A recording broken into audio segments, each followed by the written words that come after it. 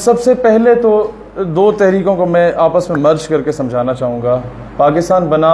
1947 میں اور اس کی تحریک کا آغاز ہوا حقیقی معنوں میں 1857 کی جنگ آزادی سے۔ یہ 90 سال کی ایک طویل جد و جہد تھی جس کے بعد پاکستان معرض وجود میں آیا۔ 1857 کی جنگ آزادی میں سب سے پہلے تو جہاں بھی مسلمانوں کی میٹنگ ہوتی تھی کہ صبح ہم نے اس طریقے سے انگریزوں پہ حملہ کرنا ہے، اس طریقے سے ہم نے ان پہ قابض آ جانا ہے، اس طریقے سے ان کے مورچوں کو نقصان پہنچانا ہے، وہ رات کو پلاننگ ہوتی تھی اور صبح وہ چیز امپلیمنٹ کرنے سے پہلے ہی جو ہے نا ناکام ہو جاتی تھی۔ مسلمان بڑے پریشان کہ یار یہ کیا ماجرا ہے۔ اور جب اس تحریک کو کئی جگہوں پر بری طرح جب کچل دیا گیا جنگ آزادی کو 1857 کی، تو ہوا کیا کہ تب پتہ چلا کہ انہی محفلوں میں جہاں یہ ساری پلاننگ ہوتی تھی وہاں کوئی نہ کوئی ایسا غدار بیٹھا ہوتا تھا جو کہتا تو خود کو مسلمان تھا لیکن انگریزوں کا مخبر ہوتا تھا۔ وہ جو مخبر جو ٹاؤٹ ہوتے تھے اس دور میں، جو انگریزوں سے چند ٹکوں کے عوض یہ سارے راز بیچ دیا کرتے تھے مسلمانوں کے، ان ٹاؤٹس کو جنگ آزادی اور تحریک خلافت میں مسلمانوں کو تباہ کرنے کے بعد انگریزوں نے نوازنا شروع کیا اپنے تمام وفاداروں کو۔ اور نوازنا کیسے شروع کیا کہ انہیں صبح کا سورج طلوع ہوتا تھا تو گھوڑے پہ بٹھایا جاتا تھا اور کہا جاتا تھا کہ ایسے چلاؤ دوڑاؤ جب تک سورج غروب ہوگا، جہاں تک تمہارا گھوڑا پہنچتا ہے وہاں تک کی زمین تمہاری، تمہیں وہاں کی دستار پہنائی جائے گی اور تم وہاں کے نواب کہلاؤ گے۔ جب یہ ساری زمینیں وہاں بانٹ دی گئیں ان ٹاؤٹس کو، وہ وہاں کے نواب بن گئے، اور اس کے بعد جو کہ تھوڑے بہت لوگ رہ گئے ان کو کیا کیا کہ کئی ایسے مزار تھے جہاں پر گدی نشین موجود نہیں تھے، وہاں پر 2-3 ایسے مشہور دربار ہیں جن میں سے ایک شاہ رکن عالم رحمۃ اللہ علیہ کا دربار ملتان شریف میں موجود ہے۔ وہاں پر شاہ محمود قریشی کے جو بزرگ وغیرہ تھے، جو اس کے اپنے بزرگ تھے، انہیں مسلط کیا گیا کیونکہ انہوں نے بھی اس جنگ آزادی یا تحریک خلافت میں مسلمانوں کے خلاف لشکر نکال دیا تھا انگریزوں کی حمایت میں، اور پھر انہیں وہاں کا گدی نشین بنایا گیا کیونکہ زمینیں تو ختم ہو گئی تھیں، وہ تو بانٹ دی گئیں، اور گدی نشین بنایا گیا کہ مرید جو ہیں وہ بیچارے پورے پاکستان سے آتے ہیں، وہ شاہ محمود قریشی ہے اس کے باپ دادا کو تو نہیں جانتے، وہ تو شاہ رکن عالم رحمۃ اللہ علیہ اور جو حضرت بہاؤالدین ذکریہ ملتانی رحمۃ اللہ علیہ ہیں ان کے فالوورز ہیں،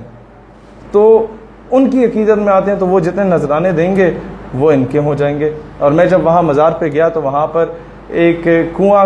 تھا بہت بڑا، اس میں تھوڑا سا پانی تھا اور اوپر جالی تھی، اور وہاں لکھا ہوا تھا کہ اس میں جتنے پیسے گرائیں گے وہ ڈوبیں گے نہیں، وہ گیلے نہیں ہوں گے۔ تو لوگ ٹرائی کرنے کے لیے کوئی 1000 پھینک دیتا، کوئی 5000 پھینک دیتا، کوئی 100 روپے پھینک دیتا۔ اب ان بے وقوفوں کو یہ نہیں پتا کہ یہ ڈوبیں یا نہ ڈوبیں، اس سے تمہارا تعلق نہیں ہونا چاہیے، یہ ضرور ہونا چاہیے کہ بعد میں سارا پیسہ جو ہے نا وہ شاہ محمود قریشی صاحب کی جیب میں جائے گا۔ اس طریقے سے بے وقوف بنایا گیا، یہ شروع سے ہوتا آ رہا ہے۔ اب بھی اس کے علاوہ جو ایک قسم کے قوانین بنا دیے گئے جنہیں ڈریکونین لاز کہا جاتا تھا، اس دور میں ٹیپو سلطان ایک بڑے مشہور شخصیت کا نام تھا جنہوں نے انگریز کے خلاف لڑا،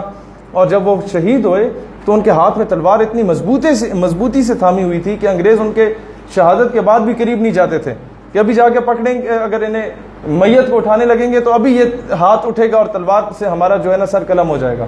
اتنا خوف، اتنا ڈر تھا انگریزوں کو۔ تو وہ ٹیپو سلطان کیونکہ اس کی مونچھیں تھی، دبنگ قسم کی پرسنالٹی تھی، وہ چوغا شیروانی پہنا کرتے تھے اور پوری دستار پہنا کرتے تھے، ایک مطلب ڈریس کوڈ ہوتا تھا مسلمان ایمپررز کا یا مسلمان اس دور کے واریئرز کا، تو اس کو توہین آمیز وہ درجہ دینے کے لیے کیا کیا گیا کہ انگریزوں نے جو اپنے دربان رکھے، جو ان کے گھر کا دروازہ کھولتے تھے، جو ان کو آ کے چیزیں سرو کرتے تھے، جو ان کے آ کے گاڑی کے ٹائر شائر صاف کرتے تھے، ایسے لوگوں کو کہا کہ آپ مونچھیں رکھو، ہم آپ کو اس کا الاؤنس دیں گے۔ بڑی بڑی مونچھیں رکھنے والوں کو الاؤنس دینا شروع کر دیے۔ پھر کہا کہ جی جو ان کے غلام ہوتے تھے نا انگریزوں کے، انہیں انہوں نے دستاریں پہنانا شروع کر دیں، دستاریں پہنانا شروع کر دی۔ پھر کیا کیا، ان کو ان لوگوں نے وہ شیروانیاں دینا شروع کر دی کہ شیروانی پہنو، اوپر دستار پہنو اور مونچھیں رکھو بڑی بڑی۔ اس طریقے سے یہ جتنے بھی مسلمان ایمپررز تھے ان لوگوں کی توہین کی گئی۔ اور پھر آپ کو پتہ ہے انگریز کے جو میس ہوتے تھے وہاں پر شراب سرو کرنے والا جو ویٹر ہوتا تھا اس کے لیے داڑھی لازم ہوتی تھی کہ جو شخص داڑھی رکھے گا وہی آ کے شراب سرو کرے گا، باقی نہیں۔ اس طریقے سے توہین کی گئی مسلمانوں کی۔ لیکن مسئلہ یہ ہے، مسئلہ یہ نہیں کہ انہوں نے توہین کی، مسئلہ یہ کہ آج بھی انفارچونیٹلی آرمی میں جو شخص مونچھیں رکھتا ہے اور باہر گیٹ پہ کھڑا ہوتا ہے اس کو الاؤنس دیا جاتا ہے۔ آج بھی گورنمنٹ کے آپ انسٹیٹیوٹس میں جائیں، حکومتی اداروں میں جائیں، وہاں باہر جو شخص آپ کا دروازہ کھولے گا اور آپ کو کہے گا صاحب اندر آئیں، اس نے دستار پہنی بھی ہوگی وہی والی، اور اس نے شیروانی پہنی ہوگی۔ چاہیے تو یہ تھا کہ ایسے تمام لوگوں کو جو برٹشرز کے جو شہزادے ہوتے ہیں وہ والے ڈریسز پہنائے جائیں، اور جو ان کے آرمی آفیسرز یا جنرل آفیسرز ہوتے ہیں برٹش آرمی کے، ان کے جو یونیفارمز ہیں وہ پہنائی جائیں، یہ بدلہ لیا جائے۔ لیکن ہم لوگوں میں وہ غلامی جو ہے وہ نسل در نسل صلاحیت کرتی گئی، اور آج بھی جو اس دور میں انگریزوں کے وفادار تھے ان میں سے کئی لوگ برسر اقتدار موجود ہیں۔ تو اس طریقے سے آپ کی جنگ آزادی کو کچلا گیا، اس طریقے سے تحریک خلافت کو ناکام بنایا گیا۔ جو گاندھی کا کردار تھا وہ آپ کے سامنے، وہ ایک قسم کا میٹھی چھری چلانے والا شخص تھا، وہ کہتا ہے تعلیم چھوڑ کے سڑکوں پہ آ جائیں، پھر وہ کہتا ہے جناب آپ افغانستان اور ایران ہجرت کر جائیں، جب وہاں نہیں جا سکے واپس آئے مسلمان تو ان کے گھروں پہ قبضہ کر لیا۔ اس طریقے سے جتنے سرکاری امارات تھی، سر کا خطاب، ہز ہائنس کا خطاب، ہز ہولینس کا خطاب، یہ سارے واپس کر دیں۔ بعد میں جا کے پھر انگریزوں کے چرنوں میں بیٹھ کے گاندھی صاحب اور کہنے لگے کہ جناب مسلمانوں سے خطاب لے لیا جائے، ان لوگوں نے آپ سے بغاوت کی، پہلے مسلمانوں کو اکسایا، پھر انگریزوں کو کہا کہ انہوں نے بغاوت کی، اب یہ سارے خطابات ہندوؤں کو دے دیے جائیں، یہ آپ سے وفادار رہیں گے۔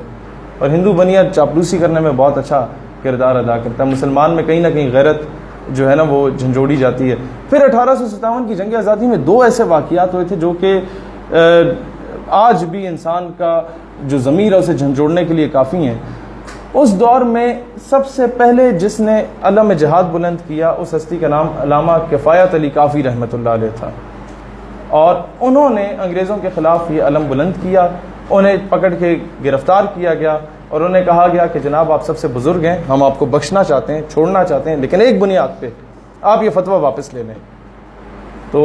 انہوں نے کہا کہ نہیں، میں نے تو رسول اللہ علیہ الصلوۃ والسلام کا کلمہ پڑھنے کے لیے پڑھا ہے، چھوڑنے کے لیے تو پڑھا نہیں ہے، تو میں دستبردار نہیں ہوں گا۔ ہوا کیا کہ ان کے سامنے جو ان کے دوست علماء کرام تھے جو اس معاملے میں اس کیمپین میں ان کے ساتھ تھے انگریزوں کے خلاف، انہیں توپوں کے ساتھ باندھ کے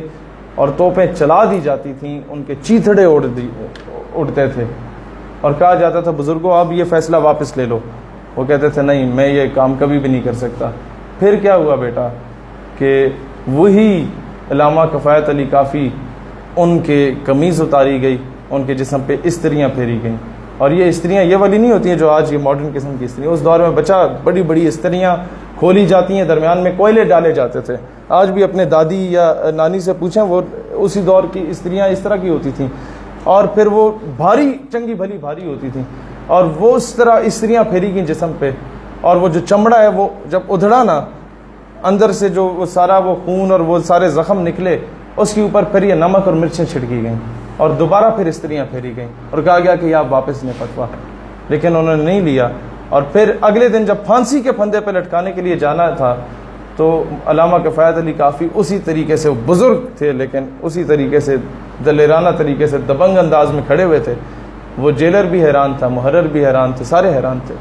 کہ یہ کون سی قوت ہے جو اسے بیدار کیے ہوئے بیٹھی ہے۔ وہاں اقبال سے جب میں سوال کرتا ہوں کہ کون سی قوت ہے جو مسلمانوں کے مردہ ضمیر کو جھنجھوڑ کے اکٹھا کر سکتی ہے اور بیدار کر سکتی ہے، تو اقبال نے وہ ایک جملے میں اگر میں اس سے جواب مانگوں تو اس کی پوری شاعری سے مجھے جواب ملتا ہے کہ the power that can bloat a dead body of Ummah is Islam